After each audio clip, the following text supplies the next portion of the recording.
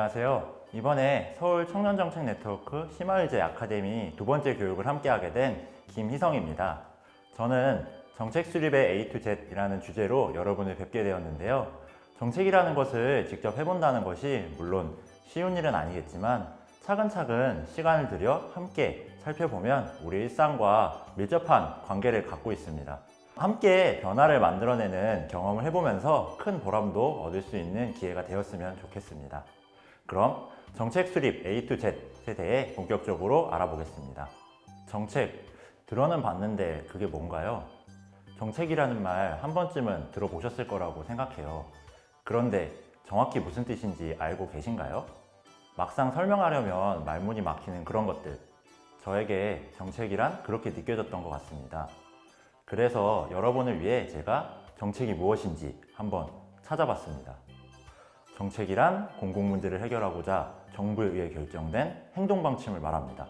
법률, 정책, 사업, 사업계획, 방침, 지침, 결의 등등 여러 형태로 표현된다고 합니다. 그런데 이렇게 말 그대로 쉽게 이해가 된다면 얼마나 좋을까요? 역시 다시 읽어봐도 여전히 어려운 것 같습니다. 그러면 정책이란 건 도대체 무엇일까요? 지금부터 정책에 대해 천천히 알아보도록 하겠습니다. 우리는 일상을 살아가면서 다양한 문제를 마주하게 됩니다. 개인적인 문제들도 있겠지만 수많은 사람들과 사회라는 곳에서 살아가다 보면 제 의지나 노력과는 상관없는 문제들도 겪게 됩니다. 예를 들자면 한도 끝도 없겠지만 취업이나 진로에 대한 고민일 수도 있고 지금 전 세계에 문제가 되고 있는 바이러스의 위협도 있죠. 이렇게 개인의 차원을 넘어 시민들의 삶에 큰 영향을 미치는 문제가 발생했을 때에는 정부가 문제 해결을 위해 나섭니다. 지금 코로나19 사태를 극복하기 위해 질병관리본부가 일을 하고 있는 것처럼 말이죠. 그래서 정부에서 나서서 문제를 해결하기 위해 내놓는 해결책, 이것을 정책이라고 합니다. 조금은 정책이라고 하는 게 이해가 되시나요? 실제 사례를 보면서 정책이 어떠한 것인지 한번 알아가 보도록 합시다. 서울시 청년수당 정책 혹시 들어보신 분 계신가요? 우리가 취업을 준비하는 동안에는 사실 많은 비용이 들기 마련이에요. 자격증이나 어학 점수를 위한 학원비가 필요할 수도 있지만 스터디를 한다 하더라도 비용이 들기 때문입니다. 취준에 전념하고자 한다면 그 기간 동안에 생활비도 물론 필요하겠죠. 이런 걱정 없이 내가 원하는 일자리를 찾을 수 있다면 좋겠지만 아르바이트라도 하며 준비하기도 하고 당장의 생활비 마련을 위해 원치 않는 일자리로 취업을 하는 경우도 적지 않습니다. 취업이 더욱 힘들어지는 것은 어찌 보면 청년들 개인의 문제가 아닌 사회적인 문제이고 그렇다면 앞서 말했듯이 정부에서 문제 해결을 위해 나서야 할 필요가 있습니다. 그래서 등장한 정책 중 하나가 바로 서울시 청년수당 정책입니다. 청년들이 겪고 있는 문제를 해결하기 위해 서울시가 해결 방안으로 내놓은 서울시 청년수당이 바로 서울시 청년 정책입니다. 아까 코로나19에 대해서도 이야기 드렸었죠. 지금도 많은 사람들이 코로나19로 인해서 어려움을 겪고 있습니다. 이미 전 세계를 휩쓸고 있는 이런 전염병은 개인이 알아서 해결할 수 있는 수준을 넘어서 정부가 나서서 해결 방안을 마련해야 하는 문제입니다. 그래서 코로나19로 인해 생계 문제를 겪는 시민들을 위해 서울시가 해결 방안으로 발표한 것이 바로 재난긴급생활비입니다. 정책이라고 하는 것은 어떤 학문적인 이론이나 나와 상관없는 어려운 문제라기보다는 정말 내가 그리고 우리 주변의 사람들이 함께 겪고 있는 문제에 대처하기 위해 만들어지는 것들이라고 볼 수 있습니다. 그렇기에 더더욱 좋은 정책이 만들어지는 것이 무척 중요하고 실제로 정책의 대상인 사람들이 정책이 만들어지는 과정에 목소리를 내는 것이 중요합니다. 그렇다면 실제로 정책이라고 하는 것은 어떻게 만들어지게 되는 걸까요? 우리도 정책을 만들 수 있는 걸까요? 여러분, 세상에 참 많은 것들은 세 가지의 요소로 이루어져 있습니다. 곤충은 머리, 가슴, 몸통으로. 매일매일 지나는 하루는 아침, 점심, 저녁으로. 올림픽 메달은 금, 은, 동으로 구성됩니다. 생각보다 3가지 요소로 구성된 것들이 정말 많더라고요. 정책도 크게 3가지로 구성됩니다. 바로 법률, 예산, 사업입니다.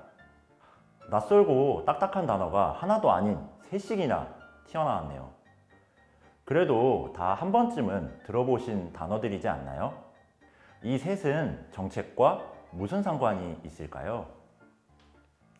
여러분, 혹시 그래, 법대로 하자 이런 말 들어보신 적 있으신가요? 법은 우리 모두가 사회에서 살아가는 한 꼭 지켜야 하는 강한 약속입니다. 정책에 있어서는 제안하고자 하는 정책이 단순히 개인의 요구가 아닌 해당 법을 통해 실현하고자 하는 바를 추진하기 위한 정책이라는 근거이자 기반이 됩니다. 예산. 분명히 이름은 들어보셨을 거라고 생각하는데요. 쉽게 말해서 그 정책이 실현되는 데 필요한 비용, 즉 돈입니다. 그리고 이는 서울 시민의 세금으로 구성됩니다. 그리고 사업은 말 그대로 그 정책이 목표로 하는 바를 실현하기 위해 하고자 하는 내용입니다.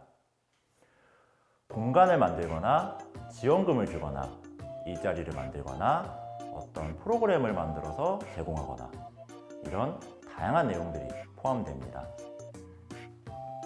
서울시 청년수당을 예로 말씀을 드리면 이 청년수당 정책은 서울시 청년기본조례라는 법을 근거로 해서 미취업 청년에게 6개월간 50만 원의 수당과 프로그램을 제공하는 사업이며 이를 실행하기 위해 약 900억 원의 예산이 편성되었습니다. 법률과 사업과 예산으로 구성되어 있지요. 이런 3가지의 요소를 두루두루 갖추어 하나의 정책이 만들어지게 됩니다. 그런데 저희도 이렇게 정책 제안을 직접 할 수 있을까요? 물론 쉽지는 않지만 분명 가능합니다. 방금 앞서서 말씀드렸던 서울시 청년수당도 청년 당사자들이 직접 제안한 정책입니다. 그러면 정책은 어떻게 제안할 수 있나요? 사실 법률, 사업, 예산을 고민하기에 앞서서 정책을 제안하기 위해 가장 중요한 것 중 하나가 바로 왜 이 정책을 제안하고자 하는지입니다. 어떤 문제가 있어서인지 혹은 어떤 상황이나 사건이 발생하거나 혹은 그럴 예정이기에 이에 대응하기 위해서인지 등 왜 이 정책이 필요한지를 먼저 고민해 보는 것이 중요합니다. 이를 정책 제안서에 정리하면 다른 말로 추진 배경이라고 합니다. 첫 번째 내용을 정리하다 보면 이어서 자연스럽게 나올 수도 있는 것이 바로 누가 이 문제를 심각하게 겪고 있는지, 그래서 제안하고자 하는 정책은 누구를 대상으로 하는 것인지입니다. 이 대상은 가능한 한 구체적일수록 더 좋습니다. 서울에서 거주하는 모든 청년보다는 19세부터 34세의 1인 가구나 19세, 34세 사이 졸업한 지 2년 이상인 미취업 청년이 정책이 효과적으로 적용되기에는 더욱 좋습니다.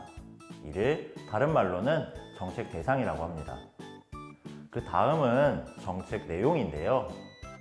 앞서서도 이야기 드렸듯이 앞에서 정리한 대상이 겪는 문제를 해결하기 위해 무엇을 어떻게 주고자 하는지에 대한 부분입니다. 지원금의 제공인지, 공간의 조성인지, 프로그램을 제공하는 것인지, 혹은 무언가 어렵고 복잡한 절차를 간편하게 만드는 것도 내용이 될 수 있습니다.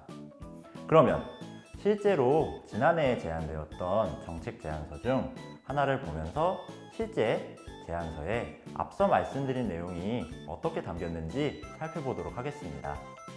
여러 가지 내용 중에 제가 가져온 사례는 건강분과에서 제안했던 서울시 청년건강증진 종합정책입니다.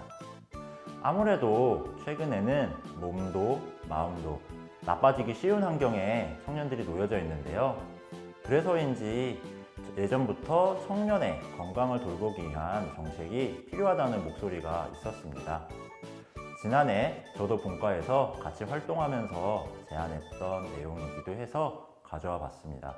다소 부족하더라도 참고 삼아 봐주세요.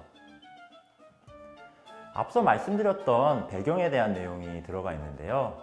청년의 신체적, 정신적 건강이 나빠지고 있고, 이게 단순히 청년들이 건강관리를 하지 않았기 때문이 아니라 다양한 사회적 원인들로 인해 나빠지고 있다는 것을 근거로 가져와서 이 정책이 왜 필요한지를 담았습니다. 혹시 추진 배경에 추진 근거라고 쓰인 부분이 보이시나요? 제가 아까 정책의 3요소 얘기했던 거 기억나세요? 바로 법률입니다. 서울시에 시행 중인 법률 중에서 청년의 건강과 관련된 법률을 찾아서 이러한 법에도 청년의 건강과 관련된 내용이 있으니 정책으로 추진되어야 한다고 근거를 담았습니다. 다음은 대상과 내용입니다. 실제로 많은 청년들이 건강과 관련한 문제를 겪고 있을 것이라 보았기 때문에 대상은 이렇게 정리를 했고요. 여러 가지 내용들이 있었는데 실제로 청년들이 서로 지지하고 공감을 하는 모임들이 곳곳에서 열리면 청년의 마음 건강을 돌보는데 큰 도움이 될 것이라고 보아서 이런 모임을 지원함으로써 청년의 마음 건강 문제를 해결해 보자고 내용을 담았습니다. 물론 이 외에도 여러 가지 내용들이 더 들어갈 수 있겠지만 우선은 가장 기본적인 틀이 이것이라고 이해해 주시면 될 것 같습니다. 그러면 정책은 어떻게 실행되나요? 조금 정책이 가깝게 느껴지시나요? 여전히 어렵고 낯설게 느껴지셔도 전혀 문제가 아니니 걱정하지 마세요. 자꾸 보고 이야기를 나누고 생각을 하다 보면 어느샌가 익숙해지실 겁니다. 저도 그랬었고 그 전에 활동하셨던 많은 분들도 그러셨으니까요. 앞서서는 우리가 정책 제안을 어떻게 할 것이냐 이 부분을 중점으로 보았다면 이제는 정책이 어떠한 흐름을 통해 실제로 실행이 되는지 살펴보려고 합니다. 아주 중요한 부분이기도 한데요. 여러분, 모든 것에는 타이밍이 존재합니다. 정책 제안도 1년 중 언제 하느냐가 언제 정책이 실현될 수 있는지를 좌우하는 중요한 요소입니다. 정책이 만들어지고 이 정책에 필요한 예산이 정해지고 실제로 실행되기까지는 1년간의 흐름이 존재합니다. 또 딱딱하고 낯선 단어가 나와서 당황하실 수 있는데요. 차근차근 이야기 드리겠습니다. 상권 분립이라는 말 혹시 들어보신 적 있으신가요? 정책을 실행하는 행정부, 법을 만드는 입법부, 법을 집행하는 사법부, 이렇게 세 곳의 기관이 서로 상호 견제와 균형을 이루면서 민주적인 국가와 사회를 구성해 나가는 것이지요. 그 중에 여기서 중요한 두 곳은 바로 행정부인 서울시와 입법부인 서울시 의회입니다. 시민의 세금을 거두고 이를 통해 예산을 편성하고 사업을 실행하는 서울시, 그리고 시민의 세금이 낭비되지 않고 적절히 쓰이는지, 시민을 위해 사업이 제대로 실행되고 있는지 꼼꼼히 살피고 점검하며 정책의 근거가 되는 법을 만드는 서울시 의회. 정책이 실제로 만들어지고 실행되기까지 이 두 곳이 맡은 역할과 책임이 있습니다. 서울시는 시민의 세금을 거두어 사업을 실행하기 위해 예산을 편성하고 편성한 예산으로 사업을 실행합니다.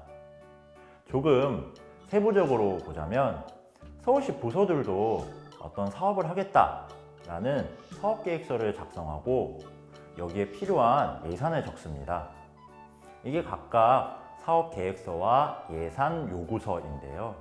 당연히 예산은 한정되어 있고 제대로 쓰여야 하기 때문에 1차적으로 서울시 안에서 예산만을 전문적으로 다루는 부서에서 각 부서가 쓰고자 하는 예산을 보면서 조정도 하고 적절히 분배합니다. 이렇게 서울시 안에서 내부적으로 그 다음에 시민의 세금을 얼만큼 어디에 쓰겠다는 계획서, 즉 예산안을 작성합니다. 정말 쉽게 말하면 지출 계획 같은 거라고 볼 수 있지 않을까 해요. 이렇게 작성된 예산안을 서울시 의회에 제출하고 시의회에 검토와 확정을 거치면 이를 가지고 사업을 실행합니다. 서울시 의회는 시민의 대표자로서 서울시가 시민의 세금으로 구성된 예산을 적절하게 사용하는지, 서울시에서 하고자 하는 사업이 정말 시민들에게 도움이 되는지, 사업들을 제대로 실행하고 있는지 살펴보고 점검하며 평가하면서 개선될 수 있도록 합니다. 또한 정책의 근거가 되는 법률인 조례를 제정하거나 개정해서 시민을 위한 정책이 만들어질 수 있도록 법적, 제도적 기반을 만들어 나갑니다. 감시와 견제의 기구이자 민의를 대변하는 역할로서 서울시 의회는 매우 중요한 역할을 수행하고 있습니다. 네, 좀 설명이 길었는데 혹시 제가 앞에서 왜 이런 이야기를 했는지 짐작이 가시나요? 바로 우리가 언제 정책을 제안하고 서울시 그리고 서울시 의회와 협의를 해야 그 다음에 정책이 반영될 수 있는지 이야기 드리기 위해서였습니다. 지금 말씀드린 이 흐름은 법으로서 정해진 절차로 거의 모든 지역에서 시기의 차이는 있지만 같은 흐름으로 진행되고 있습니다. 아무리 좋은 정책이어도 이미 서울시에서 예산안을 편성한 이후라면 정책이 아무리 좋은 내용이더라도 그 다음에 제안해서 다음해에 실행될지 여부를 논의해야 합니다.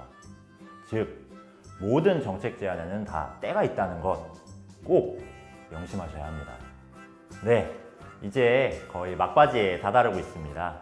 이렇게 정책에 대해 알아가려 하다 보면 필요한 자료나 정보들을 어디서 찾아야 할지 무척 막막하게 되는데요. 그럴 때 참고하시면 좋을 사이트 몇 곳을 소개해드리고자 합니다. 바로 첫 번째는 서울위키라는 곳인데요. 여기서는 서울시의 각 부서별로 어떤 사업들을 하고 있는지를 확인해 볼 수 있습니다. 앞서서 쭉 말씀드렸던 추진 배경이나 근거, 실제 예산은 얼마나 책정되었는지 등이 비교적 간략하게 정리되어 있어서 실제로 내가 고민하고 있는 문제와 관련해 서울시에서는 어떤 사업들을 하고 있는지 찾고자 할 때 유용하게 쓰실 수 있습니다. 두 번째는 서울정보소통광장입니다. 서울시 내부에서 업무를 추진함에 있어서 작성한 거의 모든 공문서가 올라와 있는 사이트입니다.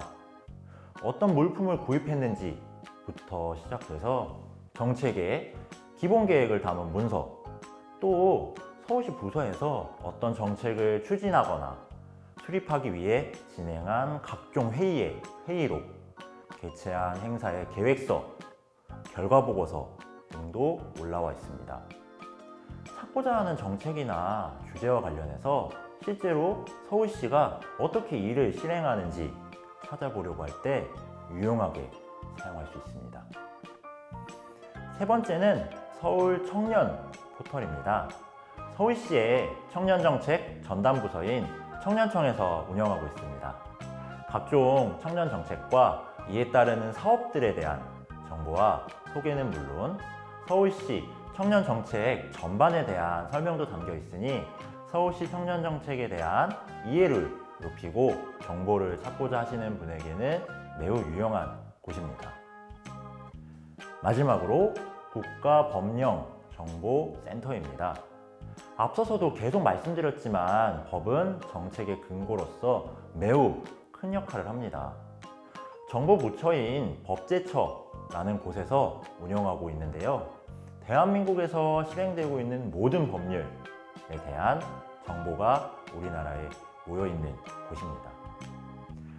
국회에서 만들어져서 전국적으로 실행되는 법, 그리고 지방의회에서 만들어서 해당, 지역 단위에 영향을 미치는 조례 두 가지가 있는데요. 이곳에서는 법령 그리고 자치법규라고 쓰여져 있는 메뉴에서 확인하실 수 있습니다. 정말 마지막으로 정책을 제안하기에 앞서서 꼭 기억해야 할 점 3가지를 이야기 드리고 이 시간을 마치려고 합니다. 처음에 말했듯이 정책은 우리가 겪는 여러 문제를 해결하기 위해 정부가 사용하는 해결 방안입니다. 서울 청년정책 네트워크에서 활동하실 여러분은 바로 이 서울에서 살아가는 청년, 나아가 시민들이 겪는 문제를 해결하기 위한 정책을 제안하시려고 할 텐데요. 지금 내가 제안하고자 하는 정책이, 내가 풀고 싶은 문제가 과연 서울시가 해결할 수 있는 문제인지 생각해 주시면 좋을 것 같습니다. 서울시가 많은 청년 정책을 지난 몇 년간 청년들과 함께 만들어 오기는 했지만 서울시가 할 수 있는 일이 있다면 반대로 서울시가 할 수는 없는 일도 있으니까요. 두 번째로 내가 풀고자 하는 문제가 어떤 법이 만들어지거나 혹은 바뀌어야 하는 것은 아닌지입니다. 앞서서 정책의 3요소를 언급한 것도 이와 관련이 있는데요. 법률에 근거가 없거나 또는 법에서 금지하고 있는 경우에는 정책을 만들기 전에 그 법을 바꿔야 가능한 경우가 대부분입니다. 그리고 만약 그런 경우라면 서울시가 아닌 서울시 의회와 같이 논의를 해야 합니다. 끝으로 내가 해결하고 싶은 문제가 반드시 어떤 정책 그리고 사업으로 구현되는 것이 아니라 사람들의 인식 개선이 필요한 경우가 있을 수도 있습니다. 혹은 정책은 이미 존재하는데 잘 알려지지 않아서 필요한 대상에게 닿지 못하는 경우도 존재합니다. 혹시 내가 해결하고 싶은 문제는 정책을 제안하는 것이 아니라 시민들의 더 많은 의견을 듣고 또 홍보를 하면서 해결하는 것은 아닐지 고민해 보는 것도 필요합니다. 오늘 정말 짧은 시간 동안 많은 이야기를 드린 것 같은데요. 도움이 되셨는지 모르겠네요. 소중한 시간을 내어 지금까지 들어주신 시민위원분들께 진심으로 감사하다는 말씀을 드리면서 동료 시민위원으로서 빗길 날을 기다리고 있겠습니다. 감사합니다.